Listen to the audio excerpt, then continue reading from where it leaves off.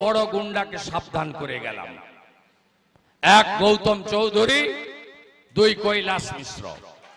কৈলাস মিশ্র এখানকার পুলিশ মন্ত্রী, সিপিও কে দেখলে দাঁড়িয়ে উঠে দাঁড়ায়। আমি সাবধান করে দিয়ে যাচ্ছি যে এর থেকেও বড় গুন্ডা ছিল বীরভূমের অনুব্রত মণ্ডল। তোমার দেখা নাই রে, তোমার দেখা নাই।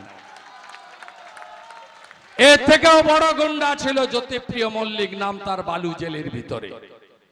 শাহজাহান কম বড় গুন্ডা নয়, 10 বছর ধরে রাজত্ব চালিয়েছে। আমার চামড়া তুলে দিবে বলেছিল, এখন ওর চামড়াই গুটিয়ে গেছে। প্রত্যেক দিন প্রিজন ভ্যানে কাঁদছে যে মেরা ক্যা হো গিয়া। এই অবস্থা হবে ভাই, মিলেমিশে থাকুন না।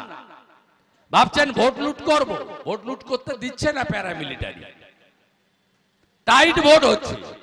18 তারিখ সন্ধ্যা 6টার পর থেকে 3 মন্ডল প্রেসিডেন্টকে নাম্বার দিয়ে গেছি, মোবাইল নাম্বার, এরিয়ার নাম, পোলিং স্টেশন, পুলিশ স্টেশন, ইংলিশে টাইপ করে শুধু পাঠাবেন।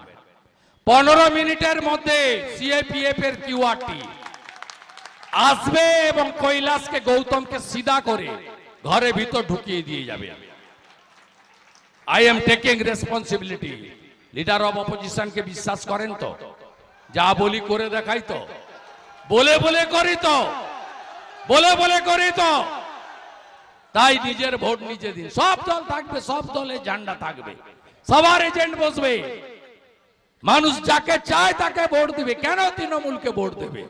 543 সিট, এনডিএ বিজেপি লড়ছে 543, দরকার 272। টিএমসি কন্টেস্ট করছে অনলি 45। মমতা ব্যানার্জি মুখ ফসকে বলে ফেলেছে এটা আমার ভোট নয়, আমার ভোট 26-এ। আরে পিসিমণি, আপনার ভোট 26-এ হবে না, 24-এ হবে।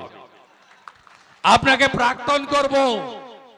আপনার গুন্ডাগর্দি, আপনার হামলা মামলা, আপনার অনুপ্রবেশ, 72টা জায়গায় বিএসএফ কে জমি দেয়নি, বর্ডার যাতে সিল না হয়, রোহিঙ্গার বসতি। আপনি প্রতিবাদ করবেন না? প্রতিবাদ আপনাকে 20 তারিখে করতে হবে। ভোট দিতে হবে ডাক্তার রথিন চক্রবর্তীকে। বালিখালী সবাই জমায়েত হয়ে গেছে, রোড শো হবে কালকে ধুলাগড়ের বিরাট সভার জন্য। আপনাদের সবাইকে ধন্যবাদ জানাবো। মোদিজি সংকল্প পত্র দিয়েছেন, কি বলেছেন মেজর পয়েন্ট বলে যাই। আরো 3 কোটি পাকা বাড়ি বানাবো শহরে আর গ্রামে। নলে জল দিয়েছি, এবারে নলে গ্যাস দেব, রান্নার গ্যাস, যাতে মায়েরা রান্নার গ্যাস নলে পেয়ে যায় বাড়ি বাড়ি। মোদিজি কি বলেছেন?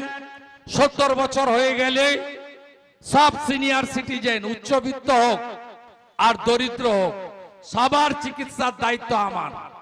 আয়ুষ্মান ভারতে একটা প্যারামিটার রয়েছে, কিন্তু মোদিজি তুলে দিতে চান। তিনি বলছেন 70 বছর হয়ে গেলে ছেলের কাছে, বৌমার কাছে, আত্মীয়র কাছে চিকিৎসার জন্য টাকা কোনো সিনিয়র সিটিজেন চাইবে না। আমি সবার চিকিৎসা করাবো। আমার নাম নরেন্দ্র মোদী।